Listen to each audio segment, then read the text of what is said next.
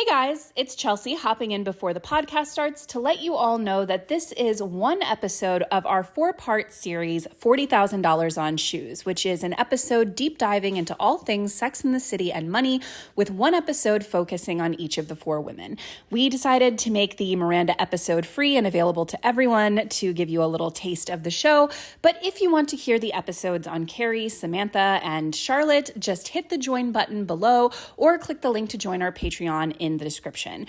Every month we do unique podcasts for our members only. We have this one, we have ones on influencer culture, politics. We even have one currently airing with YouTuber Princess Weeks, deep diving into all things money, and Gilmore Girls, if that's a show you also like. So be sure to check us out, listen to our members only podcasts, and if not, we'll see you around the channel. Enjoy the free episode. I spent $40,000 on shoes and I have no place to live? Welcome to $40,000 on Shoes, a Sex and the City podcast where we break down the financial stories, horror shows, and victories of our 4 favorite New York City ladies. I'm Chelsea Fagan, founder and CEO of The Financial Diet, and woman who has seen Sex and the City approximately 100 times. I'm Holly Trantham, creative director of The Financial Diet, and also a woman who has seen Sex and the City a lot, but I'm not going to commit to 100 times. And today we're talking about Miranda. Let's have a baby, Miranda. But yeah, so today we're talking about everyone's favorite bad bitch, Miranda Hobbes. I think we should start by going back to the fact that you wrote about her and how everyone should be a Miranda in the first TFD book. I famously did. How have your feelings changed on that? I think Miranda and viewing the world through the lens of a Miranda financially and professionally was an important stepping stone in my adult development and in a lot of women's. And also, I think, much more reflective of a more girl-bossy era in which the book was written. And while I don't discount my love and affection for Miranda as a character and for Cynthia Nixon, let's be clear, I also think we've evolved a little bit, and I now think the most aspirational character is Samantha. I agree. I think, well, I know I kind of agree and kind of disagree. I do think, in these conversations, I do think I do agree with you that Samantha's definitely the most self-possessed of all of them. She knows what she wants and she's very unapologetic about it. I do think Miranda has part of that. In some ways, during this rewatch, this most recent rewatch I'm doing, which, you know, it's been several years since I watched this last, Miranda almost feels like the most tragic character of any of them. I fully agree, which brings me to Miranda's worst money moment. And I'm going to go out on a limb here and say it's overall her choice to marry and have a child with Steve, but kind of more like as a very narrow example of it, the suit incident, wherein if you don't know or haven't watched recently, basically Miranda, who is a very high-powered attorney who makes substantially more money than her at the time bartender boyfriend Steve, has a very important law firm function to go to. He does not have an appropriate suit to wear. She takes him to a nice suit shop to get him a suit. The suit is a couple of $1,000s. It's, you know, custom tailored, whatever. He pulls out a credit card, another credit card, a personal check. But literally out here writing a check. I think crumpled up bills are falling out of the wallet. He's cobbling it together. Will not let Miranda pay for it. Will not even let her help pay for it. And then the sort of climax of that story is that he completely stands her up. She's ready to go, and he shows up at her door in like a t-shirt and says, "I couldn't afford the suit. I returned it. I'm never going to fit in with you and your fancy law firm life." And just on its face, that's a horrible thing to do to someone. But in a show that routinely portrays women as making much less than their male partners and receiving all kinds of things, material and otherwise, from them, like the lack of like the double standard and the misogyny is the stink lines are coming off of it in a major way. Yeah, it's also baffling that she ended up with him in the at all in the trajectory of the show, because after that suit incident, he broke up with her because he obviously felt emasculated. He was not going to live up to, you know, the fancy lawyer lifestyle that she has, and I guess for him it wasn't enough for her to even though she definitely earned enough for both of them, it wasn't enough for him. then ultimately when they got back together and she broke up with him, it was kind of for the same reason. She realized they were too different and he wasn't going to mesh with her lifestyle. And then ultimately they still get together after accidentally getting pregnant. And I'd say maybe baby trapped. I don't know. I don't trust Steve. I don't think, well, I don't know if I don't know if I agree with that. I understand. Okay, listen.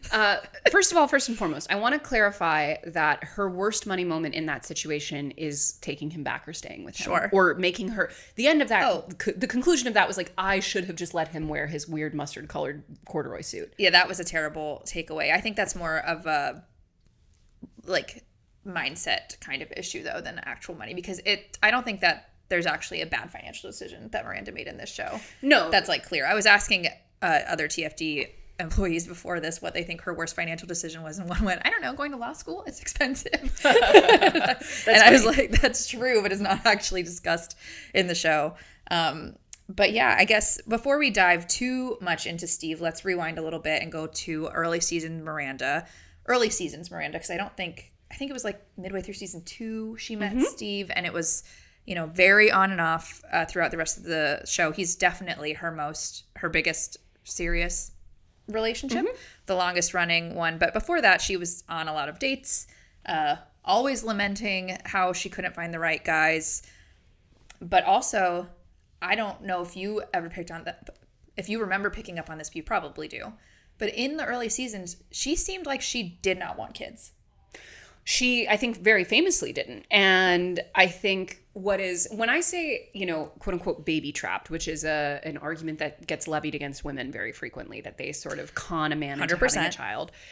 Do I think that literally happened between Steve and Miranda? No. Obviously, they were both being irresponsible. But I think there was, over the course of the series, there was just like a slow drip erosion of Miranda's sense of self. Primarily, again, not just through the Steve relationship, but through how she related to men. Because if we recall, she has so many plot lines where, like, her being a lawyer is a liability. Famously, the speed dating. Oh my God, she had to pretend to be a stewardess or an air hostess. Like, there is so much of Miranda's character. To your point about her being the most tragic, I totally agree. And I think it's because she has every ingredient to be a Samantha, i.e. someone who is totally self-possessed and proud of her life and proud of her identity and her success. And she just gets slowly browbeaten into doubting her fundamental convictions. And I do think that if Steve had not spent the prior, like, season and a half of, like, basically making her feel like, what's the word? Like, faulty for not wanting children or not wanting children with him, that she probably would not have had that child. Yeah, I definitely agree with that. I do think the difference between her and Samantha in regards to self-possession and, you know, how they view themselves and how they take ownership of their lives, I think that it's, you know, Samantha's not working in a world that's she obviously works with a lot of men, but they're usually clients or people she meets through, you know, the locations that she throws parties and PR events at. Miranda's surrounded by a boys' club of lawyers, and that is not something we see every episode by any means, but we do get a general sense that she works a lot, and we do often meet, like, you know, the Republican leader or the Republican law firm head who has only couples over to his apartment, but for some reason is totally chill with her being a lesbian as long as she's in a couple. But there's just, like, you can tell from her world, there's all of these expectations of what a high-powered female lawyer is supposed to be at all times. It's like she's supposed to be in a couple and pursuing, you know, a quote-unquote normal life with a family, but then also she gets punished for showing up late occasionally because she's taking care of her son. And I think that she, unlike Samantha, is not as in control of her professional life. And I think that probably has a lot to do with her self-doubt. Yeah. Listen, I mean, Steve even dragged her ass to Brooklyn against her will. And here's the thing. Many people, including my co-host, I was going to say, as a proud Brooklyn dweller. Yeah, people live in Brooklyn every day. It's not an issue of Brooklyn. It's an issue of she didn't want to live there. And it's like, there are so many, like, you could literally do an entire miniseries just on the ways that, like, Miranda gaslit herself into wanting different things. And, like, I will never watch And Just Like That. I'm not interested, personally. Well, I've learned not to speak in absolutes.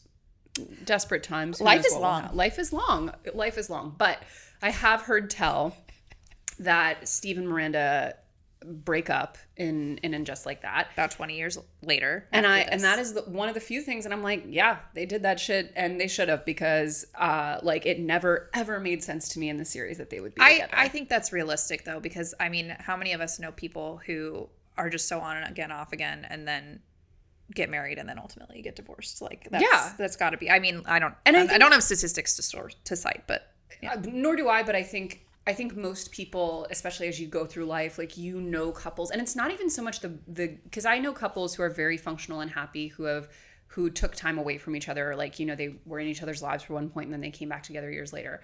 It's more the, like, fundamental incompatibility that leads to, like, a recurring set of conflicts that like, it's not going to be resolved because it's about who you are as people. And I think it is tragic to me that in a show that really tried to celebrate women's, self-actualization, that one character had to completely change who she was as a person in order to get a good life. Also, I know we talked in the Samantha episode, which I don't think you guys will have listened to yet, if this is coming out first, but we talked about how she was, like, in so many of the most humiliating positions, but Miranda was too. Remember, she had to be, like, naked on a bathroom floor.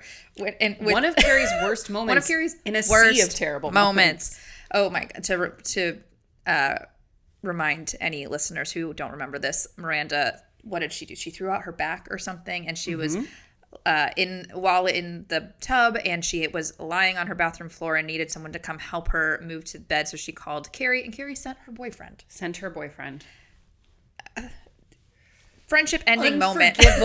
Unforgivable. But back to Miranda. Another interesting contrast with her and Samantha is they go through some similar milestones, and they are depicted very differently on the show. Like, do you remember when Miranda was purchasing her first apartment? That was a big storyline, which is great. It was like, I think it was portrayed very realistically because so many people didn't believe that she would be able to be purchasing this on her own as a 32-year-old, very successful lawyer. The broker, the real estate agent, all these people would assume things like, oh, your dad must be paying for the down payment. And she was like, no, this is all me. Or oh no, they had the paperwork filled out as divorced. And she was like, I'm not divorced, I'm single. Right. And whereas Samantha also had moments in the show where she was purchasing real estate, but it was never made into, like, a feminist issue. Never.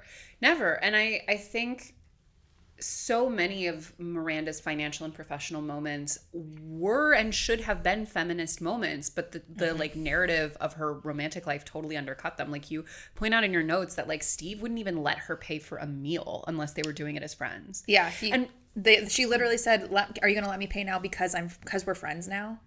And then he did. And here's the thing. Like, there are story arcs of the men in this show where they change who they are to become a better partner. Some more realistic than others. But what's so crazy to me about the Miranda Steve thing is he doesn't change who he is. Like, he remains till the bitter end. Like, he ends the series by being like, Miranda, you got to think about your family. Come to Brooklyn. Like, even when Steve's mom was doing so badly and had to move in with them, that was, like, Miranda's ultimate, like, decision. And also, like, Miranda was the one stuck taking care of it. Yeah. And, even, like, getting their son baptized was for Steve. Like, there are so many details throughout that show. Was like, and I mean, listen, it is my worst fear realized, the scenes where he is berating her for going to work when he wants her to come to the playground to watch him shoot threes so he can win $1 million. And the show literally represents it as her being a bad partner. I mean, it's on site with Michael Patrick King.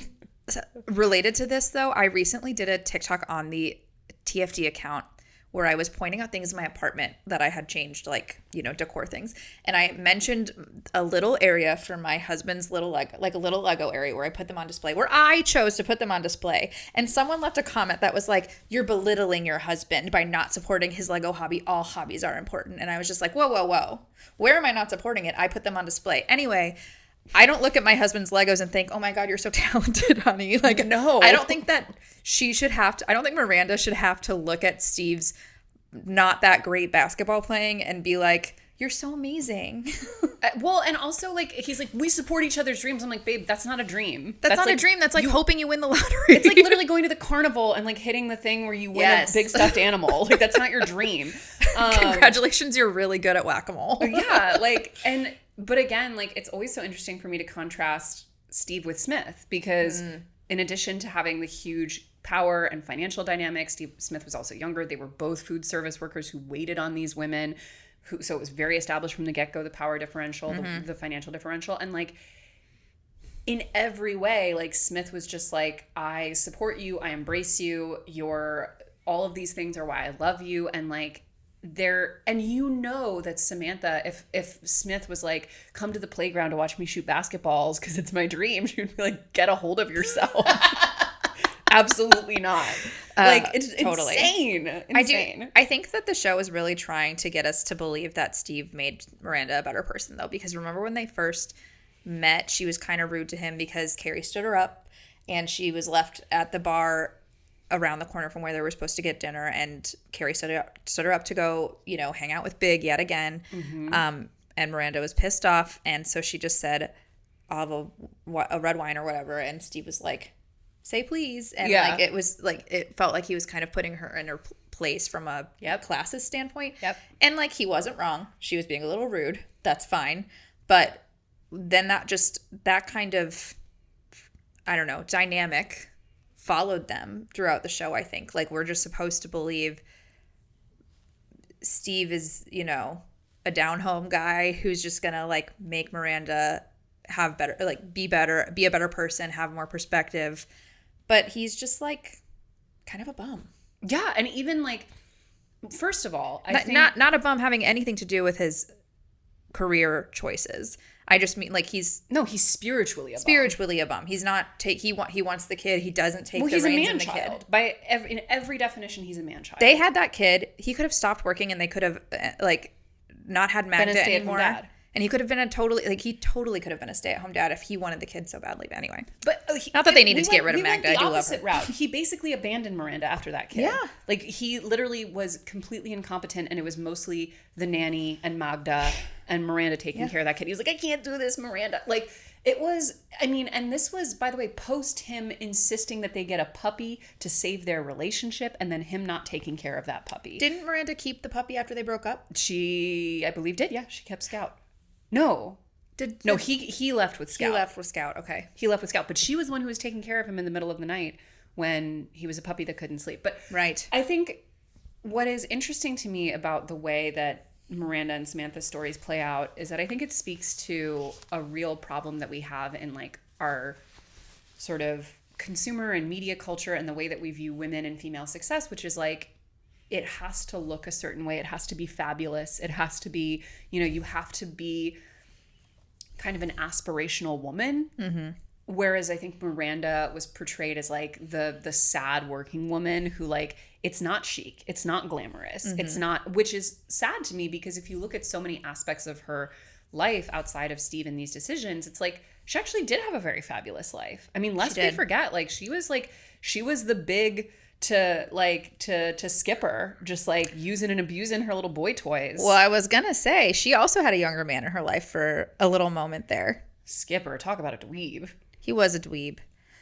Okay, but also like a total nice guy stereotype who like thinks he's so nice and so wonderful, and he literally broke up with a woman while he was sleeping with her.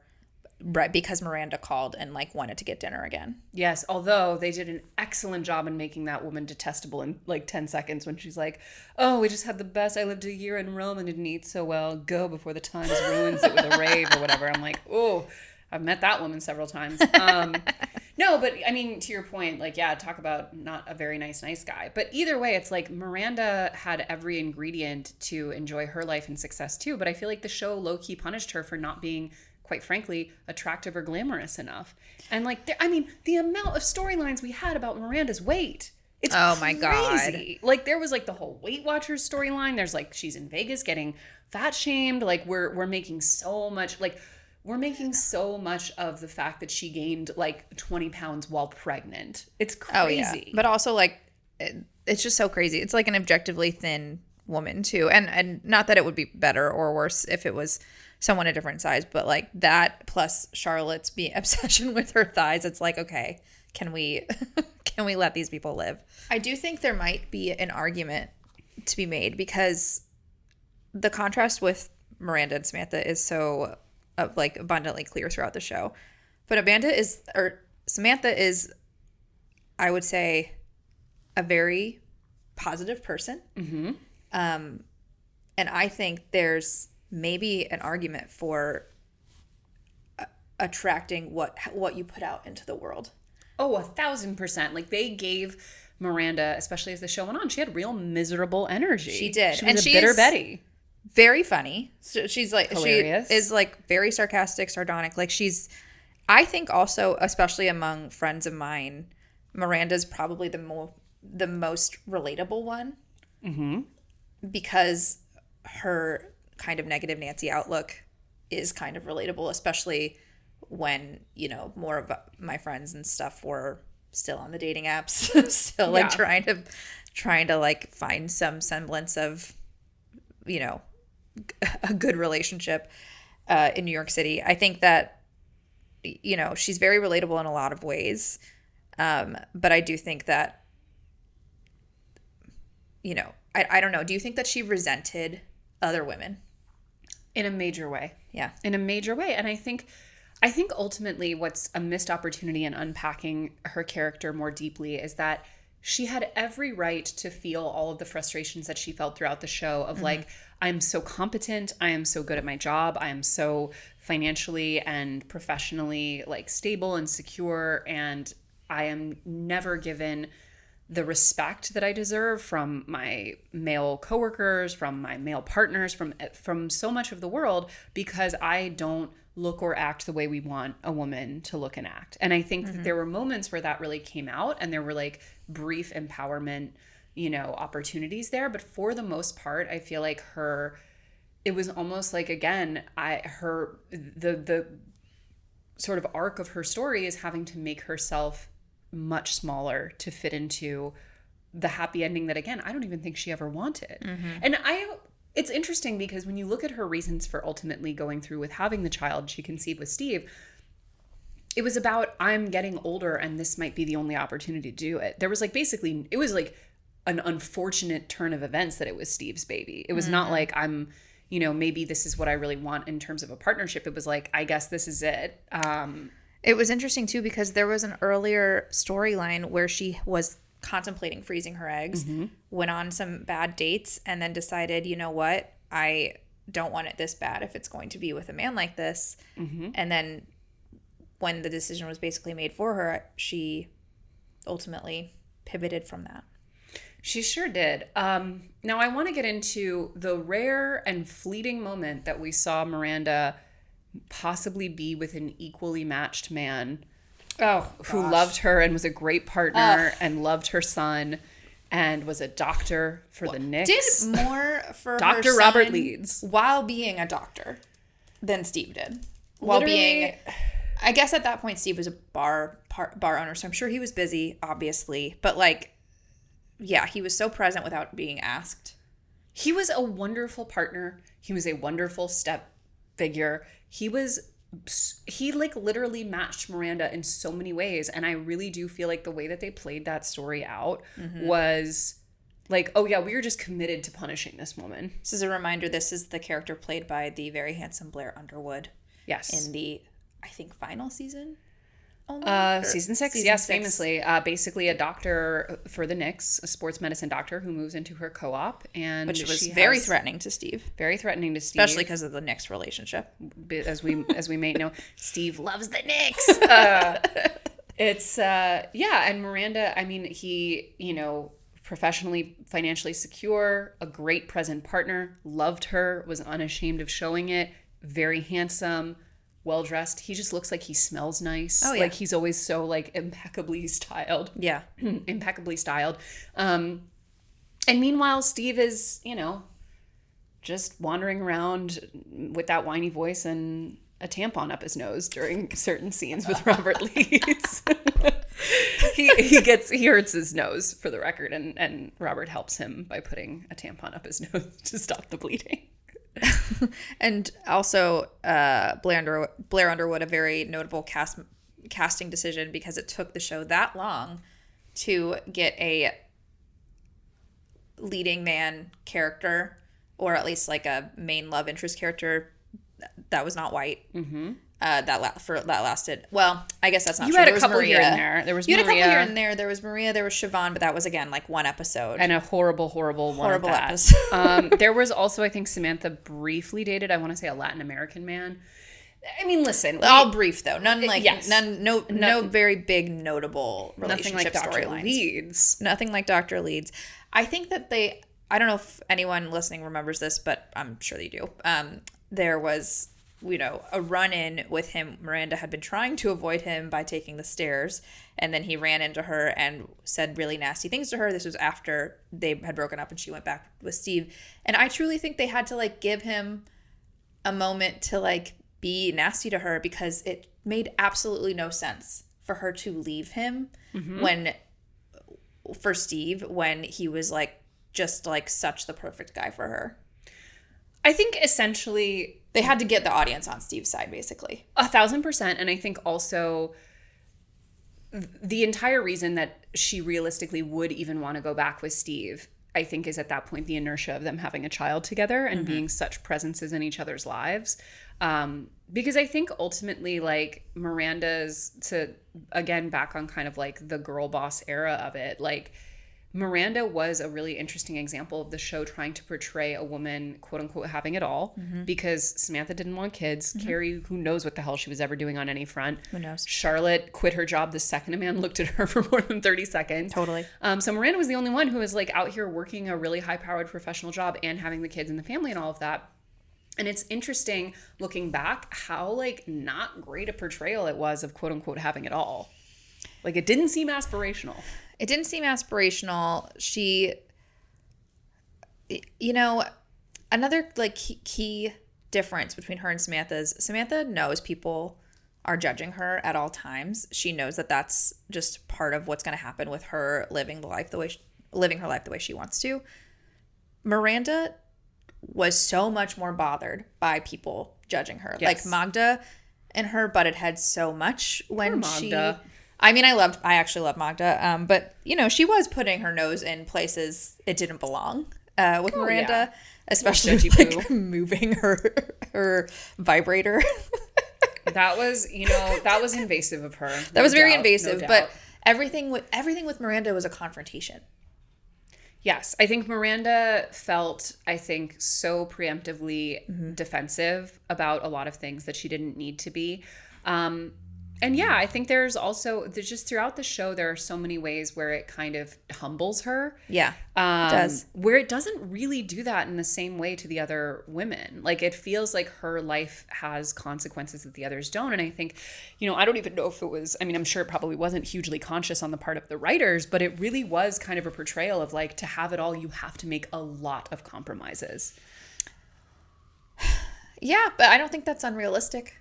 I think these people go. I think it's realistic, but I also think it's like, it's weird how the show was so sort of like rah girl boss in a lot of ways. And yet also I think a lot of other shows and movies would gloss over a lot of the difficulties and the compromise of having to do all of that. And again, financially, like it is interesting too, that like you have a man who has so clearly a gendered double standard about money and power Yeah. as compared to what's represented in the rest of the show. Like literally every other couple for pretty much the whole run except for Smith was in, like, the man was in the position of financial Yes. and professional power.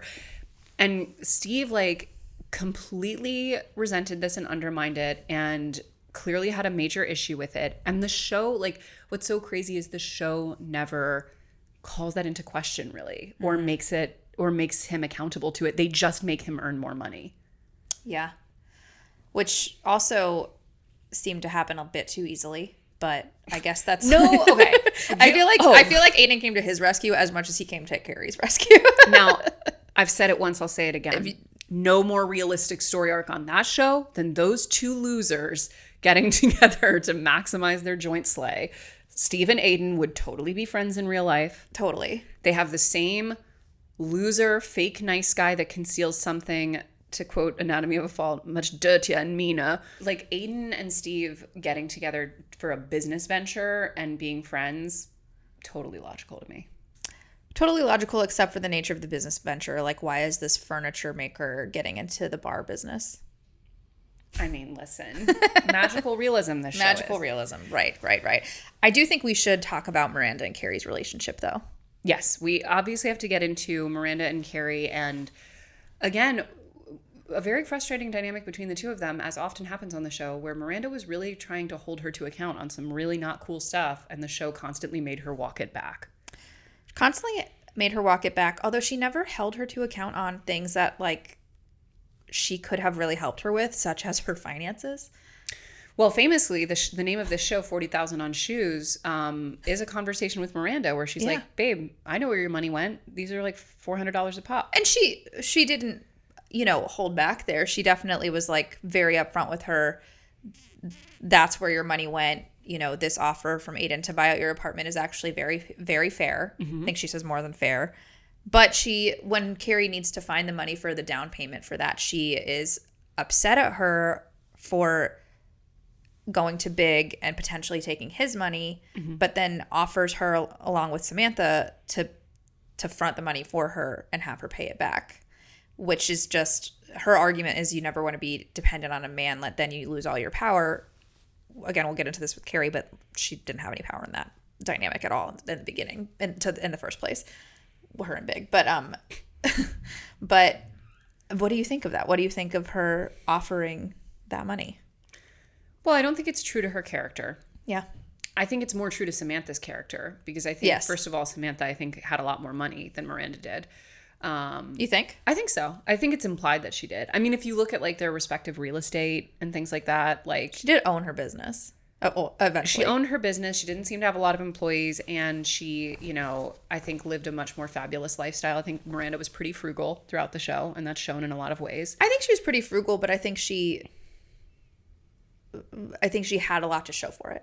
She did. Don't get me wrong. I mean, neither, I think, was doing badly for themselves, but I definitely think Samantha had more money to throw around, a bigger slush fund. And I also just think that Samantha has, an energetically different approach to things. It's like, she says it herself in the show. She's like, money comes, it goes, you give it, or you Very need abundant it, you take mindset it. queen. An abundant mindset queen, whereas I think Miranda throughout the show really has kind of a scarcity mindset about a lot of things.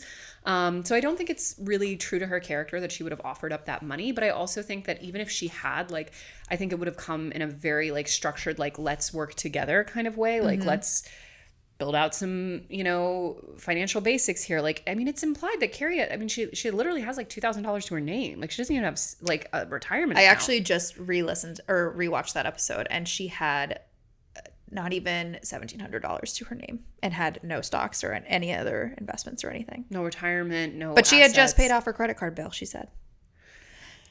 Here's the thing. I think as much as Charlotte and Samantha would, burst into flames at the sight of each other in real life. Oh, yeah. I think Miranda having a friend like Carrie would give her a heart attack. Just like the precarity that she lives in, and the complete reliance on men is so crazy. The complete reliance on men is really crazy, but I also think for someone like Miranda in real life, with the kind of corporate law job she had, she would not have had the time to hang out with these women the way that they did. That is a big suspension of disbelief, again, magical realism aspect of this show. Yeah, I mean, I think ultimately, like, and you can tell throughout the show that, like, I mean, another really important thing to highlight in terms of Miranda's outlook on things is how triggered she was by Charlotte quitting her job. Yeah. You know, and I think obviously part of that was that she knew and she was right that it was a really premature and not great decision on Charlotte's part. She was right. She was totally right. But I think also there was that, to go back to it, like that sense of like someone else making a choice that calls into question my own is like very threatening to my identity. You know, because it's like Miranda is out here slogging it out at a thankless corporate law job for a bunch of assholes. Like, if that is not the key to fulfillment as a woman, then what are we doing here? But that has to be a parallel between her and Charlotte then, because Charlotte was so threatened by people who made choices that she didn't want to make, like when people didn't want to get married or when Carrie was having her affair.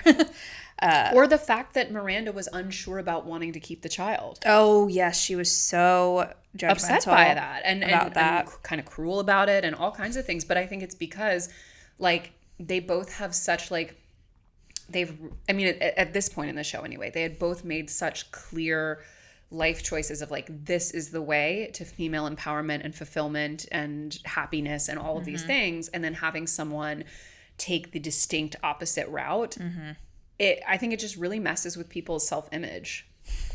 I think, I think, speaking personally, I think we all kind of suffer from that sometimes. Like, there are certain times when I see people making life decisions that feel alien or not optimal to me. And it's hard not to have that feeling of like, this shouldn't work out, you know? Other people's choices are not a personal attack. A Chelsea Fagan quote. It is true. It is true. But it's a lesson I think we're all learning all the time. It is one. I think Miranda's, again, like, one of the reasons though that she is so relatable is because she is realizing in real time as we watch the show that having it all is impossible, and yet she's still striving for it and, like, being, you know, for lack of a better word, punished for her own decisions. Yes. And I think that is, I mean, I frankly, the fact that she got pregnant at 35 on accident and kept the baby because she really just decided ultimately that she might not have another chance, I think that's happened to many people. I think so too. Here's one thing I feel very clear about with Miranda. If she had existed in the time of Reddit and she was on it, she would have been a frequent poster or at minimum lurker of the r/regretful parents. Oh, yeah. I mean, I don't know if I ever see Miranda getting obsessed with Reddit, but maybe. You'd be surprised. I mean, people who don't like their jobs can spend a lot of time on Reddit. But I just think that there were so many, and it's a mainstream rom-com show about four friends in the big city. They're not going to really unpack what it means to, like, have not made great life decisions at that kind of scale. But there were so many aspects of what tying herself to Steve for life meant. Because here's the thing. If Miranda had come to the conclusion, you know what, I think it's time for me, I would like to have a child, and she was like, I'm going to have a sperm donor, or I'm going to adopt, I'm going to have a baby on my own terms for myself and my own reasons, I think that's totally valid and cool. The fact that it ended up, like, locking her into the pre-existing dynamic with Steve, and I do think, unfortunately, that is, I mean, a hugely common dynamic with women, is like, they start families with men that, and a lot of men honestly aren't totally upfront about the kind of partner they're going to be, but, like, I just remember those scenes when she, like, literally can't even go on a weekend trip because he's incapable of watching that kid, and, like, the nanny and her housekeeper have to do it. I mean, but I know so many people that is the reality for 100%. They can't leave their husbands alone with their kids because their husband's too anxious about, like, what am I going to do? Very famously, the woman Eve Rodsky, who we've had on the show, who wrote the book Fair Play because of the insane imbalance in her own marriage and in her friends' marriages, she was also a big law attorney, as were her friends. Yes. And that's what's so crazy too, is that, like, when you look at the data now, like, it used to be that the sort of prized spouse for a high achieving, high earning man was a stay at home mother, especially younger, beautiful, all those things. Now the status symbol is a high achieving, high earning woman, and statistically they marry them quite a bit more frequently. But unfortunately, all that means is that those women are now just getting like absolutely punished on both sides. And what's so crazy is that like we went through all of this with Miranda for a guy who's like not even close to her tax bracket. But what do you think that's trying to say about dating outside of your social class? I think the lesson that Sex and the City taught us generally about dating outside of your social class is that it's okay in one direction and not in the other. That a woman can date up, but that a woman can't date down. Because even Samantha and Smith, my favorite couple in Sex and the City, he eventually met her earning and probably eclipsed it by the end. Yeah. From his acting career. Yeah. I mean, ultimately, I think that there's a lot of arguments that make this show pretty patriarchal. 100%. That this show is this show is much more patriarchal than it thinks of itself as being. I agree. I don't think there's no example of a woman in this show who actually has it all and is like happy with her life. I mean, I think Samantha, because she does, but she's like she has it all on her terms. She has it all on her terms. I think that, but they kind of ruined. I guess we're not talking about the movies here, but I know they kind of ruined that direction for her. But she still had to get cancer. Yeah, she did in this like rom-com fairy tale show. Yeah, I mean, which again, I've said this in that episode. I do think that was a very well handled storyline, actually. But yes, it's like they're either unhappy or they have to give up something other than Samantha. I think ultimately your initial point about Miranda being the tragic figure of the show is spot on. Yeah. I totally agree, and I also think that there's just not that much room anymore in a lot of these character, like I think it's very, very difficult for a show to accurately represent a woman having it all in those terms without it either being like overly sort of Disney-fied or overly bleak. But it is surprising on this show that they went much more the bleak route. Yeah. And then when they could have just had her end up with Dr. Robert and it would have all been amazing. Wouldn't we have all loved to see that? Yeah. I mean, I think about that all the time. That is one of the Roman empires of television, I think. Why did they ruin that for her? The cookie cake? The cookie cake? That said I love you? Oh. No, listen. I don't remember that. Oh, he gave her the cookie cake. He gave her a cookie cake that said I love you on it. And then she just ate the whole thing. Because she was so stressed out by it. And yes. Also, as a girl who loves a cookie cake, even stress aside, I might have eaten that whole thing. But I do think that's a silly way to say I love you to someone. Oh, I thought it was ridiculous. Yeah, but I guess he was a little bit corny of a person. Oh, he was corny as hell. But I thought he was charming. I mean, Blair Underwood could get away with that. Almost literally never plays characters that aren't corny to some extent. That's true. But I definitely think like listen, Miranda, and it's so frustrating on this show because she is constantly complaining throughout the show about how she can never like find a partner who's on the level. Oh my God. She's always sacrificing in some big way. And it's like, here you go. And then there's, oh my gosh, do you remember that episode? This was a very funny episode to me. But it's just a really great microcosm of like the woe was me aspect of Miranda and where she had her friend staying with her who she was like kind of in love with, and he was like moving away, and then she had just redecorated and he fell in love with her decorator, immediately got engaged, announced their engagement at the party she was throwing for him, and then 3 weeks later got married, and she had to like be the guest book person at the wedding, which is like a fake job. And she was just standing there the whole time like, wow, this is my life. And you just have to laugh. But it's just, that was like, in a nutshell, that's like the tragedy of Miranda is like she feels like she's putting herself out there and she feels like she's doing the right things in her life to get what she wants. And then everyone else around her is getting it, but not her. But really, she wasn't she's really like a figure from Greek mythology. But she wasn't even. But the thing that's like kind of tragic about her, in that respect, though, is like she never actually asked that guy out. She never actually. No. She puts herself out there by like going on speed dating and like going out with guys who ask her out, but she never really tried that hard with that guy. She was just hoping it happened organically. Samantha is a manifester through and through. Yeah. And famously, her worst money moments are really when she manifests too hard. Gets a little too much dip on her manifesting chip. But, you know, Miranda is a classic case of someone who's like afraid to go for what they want and then hates the universe for not getting it. Yes, but that's like what people get wrong about, I think, the idea of manifesting is Samantha doesn't just say it into the universe. She actually goes and like does something about it and tries to make it happen. Miranda just says what she wants, kind of, but then that doesn't actually try to go to get it. What were we going to say? No. I will also say that Miranda was also the sort of catalyst to one of the most overtly classist storylines they had on the show, which was Steve's girlfriend, Debbie. Basically, every Debbie. interaction with Debbie or mention of Debbie was just dragging her for for wearing acrylic shoes and nails, for not being super educated, for working at, I think she works at a call center or something. But they do everything but call her straight up low class to her face.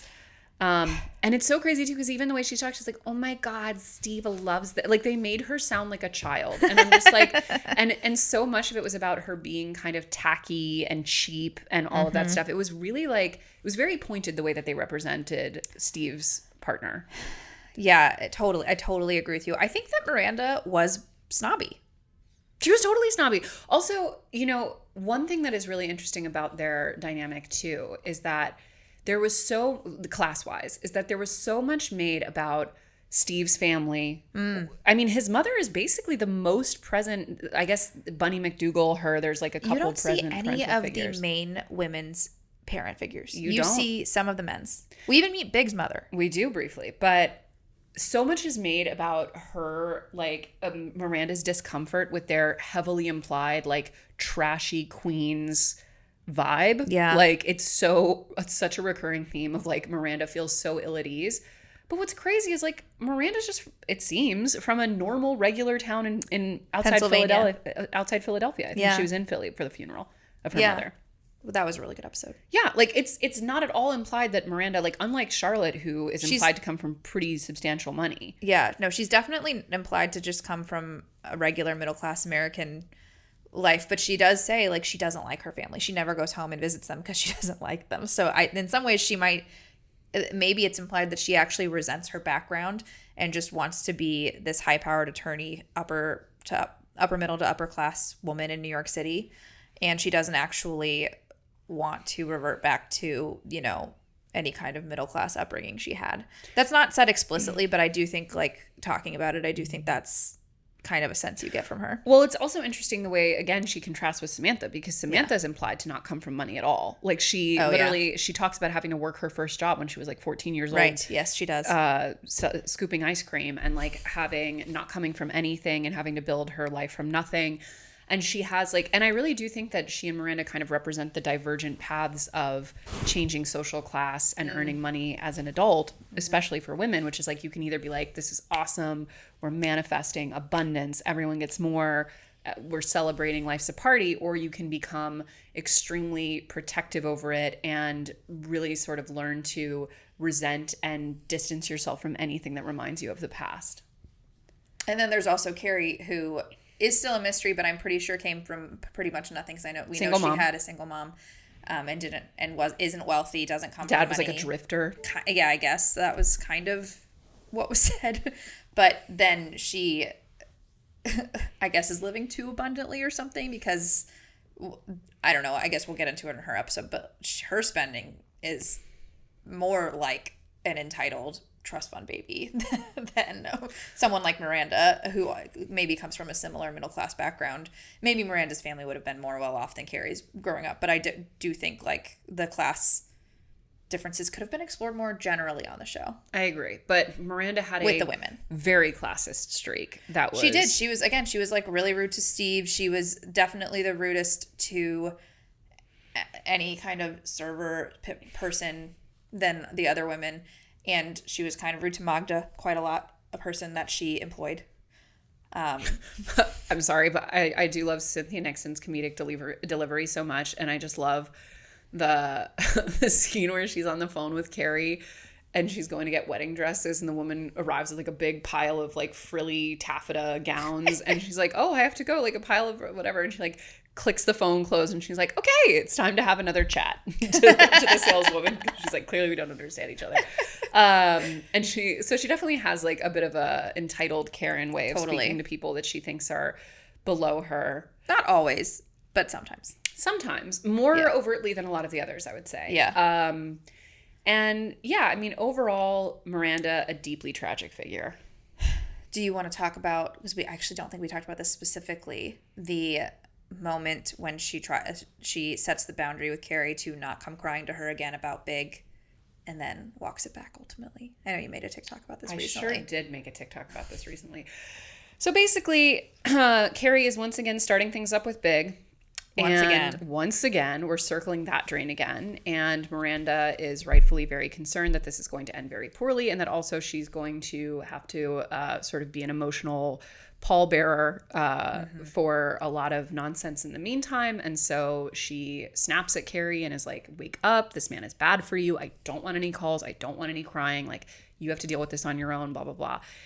And, you know, she was harsh in her words, no doubt, but Carrie accuses her of cutting her out, quote unquote, like she did to Steve, I think both of which are totally unfair, and also insinuates that Miranda has absolutely no tolerance for even minimal weakness from other people, which I think is not at all backed up by Miranda's behavior throughout the show.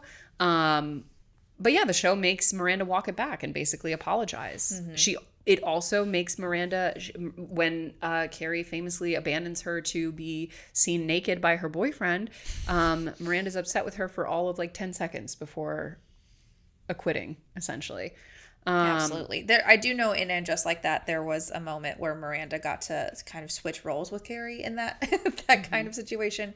I didn't watch it, but I do remember hearing about it. So I guess, yay, they finally got that right. She finally got to be made the one to be forgiven for a really terrible mistake, and treating her friends terribly. But I feel like of all of them, you know, obviously we've been talking about how she's a tragic figure, but I do think she, like, you know, I know we've already talked about how Samantha's a really good friend. I do think Miranda's a very ultimately good friend. I wish she was a little firmer with her boundaries with Carrie sometimes. Again, I still think she could have been, and realistically in real life would have been a lot harsher with Carrie about her finances and about her money decisions. But ultimately, she was always there and always like actually, you know, a friend to her friends and not making every situation about herself when it came to her friendships. Now, did she see herself as the victim in a lot of instances? Yes, but ultimately, I don't know. She was much more of a shoulder to cry on than Carrie was for her. 100%. Okay. I'm going to take back my rule that we don't address the movies to say one thing about her being a tragic figure. They put that woman through so much that literally in the first movie, Steve cheats on her because she's working too much. And it ultimately comes down to Miranda to forgive and forget. Buddy, if I went through the gauntlet, the 6-year gauntlet that Miranda went through on that show with Steve and all of his bullshit and shenanigans, and I still married that man, had his child, and moved to Brooklyn. To a beautiful brownstone. To a beautiful brownstone, but in this scenario, I wanted to live in Manhattan and was dragged kicking and screaming across the river. And that man cheats on me because I'm just too busy at work paying for this brownstone. Also happened to Anne Hathaway's character in The Intern. Oh, true. A very underrated, in my opinion, Nancy Meyers movie. Agree. But there was no limit to the degradation that they were going to put Miranda through in the name of Steve. And again, what's so crazy is that like it's not even just the money thing. It's the fact that she was always working that was like, she's canceled for it. Meanwhile, literally show me a man on that show who's not always working. I do think that this show really forgave cheating quite a lot. And especially when it's like characters that are meant to be together. Carrie never really faced any consequences for her actions. Like, yes, Aiden broke up with her, but like she clearly didn't want to be with him anyway. She ultimately ended up with Big anyway. And Steve was never really punished for anything. Even when Miranda broke up with him the second time, she like literally went and helped him find an apartment because he wasn't capable of figuring it out on his own. She was like hand holding him even when they weren't together. When he's living on her couch getting like cheeky messages from women he's picking up at the bar. At the bar. Oh, at the bar. Miranda, I would literally light his clothes on fire and then throw them out the window. This man. I just like, we talk about there's good stuff here. You know, not to bring it back to Smith again, but like we talked a lot about how much he was capable of taking care of Samantha in ways that she actually needed because she didn't need someone to take care of her financially. Miranda doesn't get anything from Steve. Like, we're supposed to believe... He brings her cannoli one time. I guess he does bring her... Okay. I guess he does bring her cannoli one time. He, I'm sure, like, is good in bed or something. And, like he... That's heavily referenced throughout the show. Yeah, but... And, like, obviously, you know, says nice things to her, gets her to chill out on a Saturday every once in a while. But it's, like, implied that he is the reason she's able to relax, is the reason she's able to have more fun. But he actually isn't, because he makes her life so much harder by giving her more work to do, because he's the fun dad in their romantic relationship. He's the fun absent dad in their romantic relationship. Yeah, it's as if they're divorced and he's the dad who comes in once every other weekend to take the kids to the park. Zoo. And like he's only capable of doing that stuff. He's not actually capable of like being an shoulder. He's not capable of taking over some housework, so she's able to focus more on her work that is ultimately, you know, the breadwinning work in their household. He doesn't take anything off of her plate. He just puts on more fun activities, but he doesn't trade. There's no trading. It's not equitable at all. All while having that voice. Again, Miranda. When I first watched the show, early 20s, long time ago, I remember Steve being my favorite. And I think that... Listen, we all were going through it in our 20s. It takes all kinds. I think I know you don't agree with me. I think, and a lot of people think Steve's very cute. And I think that he's very charming and charismatic. And I think that gets you pretty far. Listen, David Eigenberg is no... I mean, he's a cute man. He's a cute man. But I think that, you know, that aspect of their relationship where he's just Miranda relax, Miranda have fun, and he's like he's supposed to be this injection of joy into her life. Mm-hmm. I think that's really appealing when you're a young person and you want to not be taking life so seriously. And Miranda does take life too seriously sometimes, but she also needs somebody to actually make it possible for her to have fun and for her to have, you know, time to let loose and let go of some things. And because he is only capable of those things, he just puts more on her plate. Again, even when they're not dating anymore, she's still like, she's still making him go to the doctor to get his cancer treatment. He would have died of testicular cancer had she not forced him to go to the doctor. And then she felt bad for yelling at her friend, but because she was mad at him for not going to the doctor. Here's the thing about it too. And it's like, no, you're allowed to yell at him. I think the greatest lesson from Miranda's story arc is that in order for someone, I think especially a woman in the world we live in, to be able to relax, enjoy life, you know, embrace a more free, loving spirit, they must feel safe and supported. Yeah. And Steve is a perfect example of the kind of man who superficially gives you that fun spontaneity. Yeah. But without any of the support that allows you to enjoy it in a safe, secure way, the way Smith did. Mm-hmm. Lest we forget their first several episodes together were them just running around the city in costumes. That's right. Making up scenarios. Yeah. I will also say as a last note, he is not by far to me the cutest in the show, but he does give me like young David Eigenberg gives me Andrew Scott vibes. A certified hottie. A certified cutie pie. Famously trademarked hot priest. Hashtag hot priest. Okay, guys. We will be back next week with an all-new episode of $40,000 on shoes. A Sex in the City podcast. Bye. Bye.